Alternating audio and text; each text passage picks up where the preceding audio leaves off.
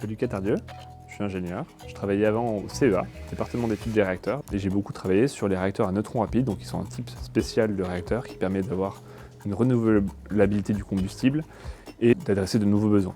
En 2022, quand on a commencé à travailler sur les réacteurs à sel fondu, on a eu aussi la possibilité de monter un projet pour participer à un concours d'innovation interne pour répondre à l'appel à projet France 2030. Stellaria a participé à ce concours d'innovation et a gagné avec d'autres startups du CEA. L'objectif de Stellaria, il est donné par plusieurs choses. D'abord par l'input marché qui est donné par Schneider Electric, qui souhaite en fait fournir à un certain nombre de ses clients des solutions de génération électrique ou de génération d'énergie plus largement décarbonées, et pilotables et compétitives. Et puis de l'autre côté, le CEA avait tout un tas d'idées sur les réacteurs à neutrons rapides qui permettent de faire ce qu'on appelle la fermeture du cycle du combustible, c'est-à-dire de s'affranchir des mines d'uranium pour faire fonctionner les réacteurs nucléaires. Il y a aussi un caractère assez intéressant qui a été travaillé pas mal au CEA et qui est possible avec les réacteurs qu'on développe, c'est de réduire les déchets nucléaires en utilisant ce qu'on appelle l'incinération des actifs mineurs. Donc les déchets à long terme vont pouvoir être détruits et fissionnés dans notre réacteur. Donc l'idée de Stellaria, c'est de faire une espèce de mutualisation de toutes ces caractéristiques pour avoir un réacteur qui répond à tous les enjeux auxquels doit répondre le nucléaire aujourd'hui. Bonjour, je m'appelle Baptiste Bernard. Je suis ingénieur conception et calcul thermohydraulique chez Stellaria. On n'a pas spécialement de grosses problématiques thermohydrauliques avec notre réacteur puisqu'on fonctionne à pression atmosphérique.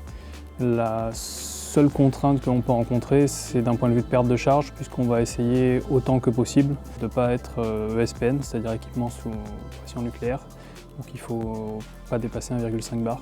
Donc la perte de charge est très importante dans les différents circuits, que ce soit gazeux, fluide avec de l'eau ou avec du sel fondu. Stellaria interviendra plus tard dans tout un tas de domaines industriels. Le premier étant l'industrie lourde. Ça peut être des raffineries, de l'industrie chimique, de la métallurgie, des usines qui vont fabriquer tout un tas de biens manufacturés. Et puis de l'autre côté, on peut aussi avoir simplement de la génération électrique, que ce soit pour du réseau ou pour des clients industriels type data center. Le plus gros enjeu industriel qu'on a à gérer aujourd'hui et qu'on aura à gérer sur le reste du programme, c'est le montage complet d'un petit programme nucléaire qui part de la conception de la machine à la construction de la machine et au transfert de cette machine vers un exploitant qui en réalisera l'exploitation et qui vendra l'énergie, électricité ou chaleur sur le réseau ou pour un industriel plus tard. On va avoir besoin, pour démarrer un projet, de qualifier, de poser des dossiers de qualification auprès des autorités de sûreté notamment. Et pour ça, on va avoir besoin de faire tout un tas de simulations pour prévoir et prédire le comportement du réacteur et valider qu'il va bien se comporter dans tous les cas d'utilisation.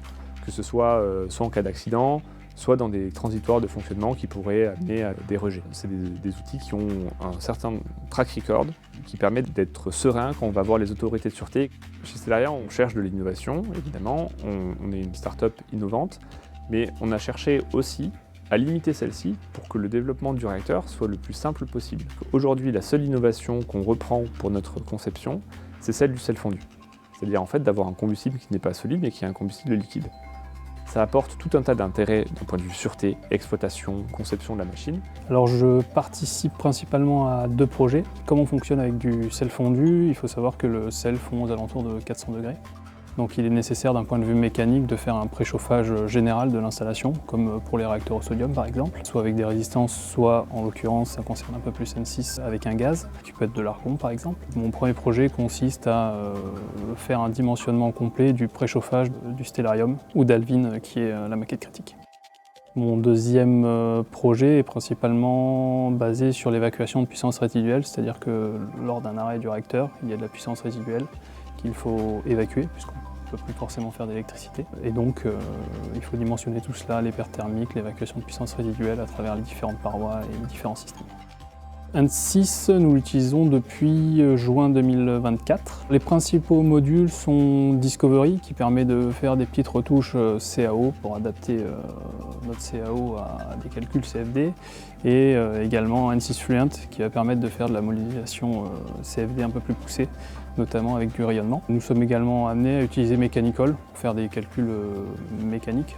Alors N6 nous permet de résoudre les problèmes complexes, surtout d'un point de vue rayonnement. Nous avons une particularité, c'est que nous avons ajouté une 4e barrière de protection dans notre réacteur, et ce qui nécessite pour l'évacuation de puissance résiduelle de fonctionner par rayonnement. Donc nous avons 2 cuves, l'une imbriquée dans l'autre, et ce rayonnement nécessite le rayonnement de surface à surface en milieu clos, et N6 Fluent répondait à cette problématique.